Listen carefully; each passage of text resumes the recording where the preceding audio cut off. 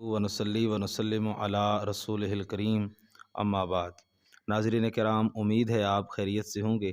اللہ تعالیٰ آپ کو برکتیں اور خوشیاں عطا فرمائے۔ سوال یہ ہے کہ کیا جس طرح دن کو زوال کا وقت ہوتا ہے، ایک مکروہ وقت ہوتا ہے کہ جس کے اندر نماز وغیرہ پڑھنا منع ہوتا ہے، تو کیا رات کو بھی ایسے ہی زوال کا وقت ہوتا ہے؟ عوام کے اندر یہ بات بہت مشہور ہے، اور پرانے لوگ کہتے ہیں کہ جناب رات کو بھی زوال کا وقت ہوتا ہے، رات 12 بجے کے زوال کے وقت جو ہے نماز وغیرہ پڑھنا منع ہے۔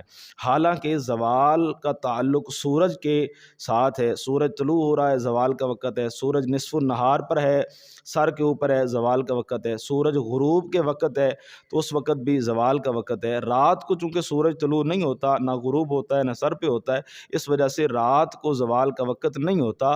رات کو کوئی بھی عبادت جو ہے کسی بھی وقت کی جا سکتی ہے، نماز پڑھی جا سکتی ہے، مکروہ وقت نہیں ہے۔ البتہ جو عشاء کی نماز ہے اس کا مستحب وقت یہ ہے کہ وہ آدھی رات سے پہلے پڑھ لی جائے، بلا وجہ اس کو مؤخر نہ کیا جائے۔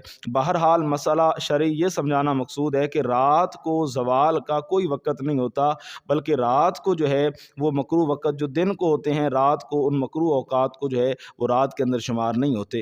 دعا ہے کہ اللہ رب العزت ہمیں شرعی مسائل کو سمجھنے کی کما حق کو توفیق عطا فرمائے۔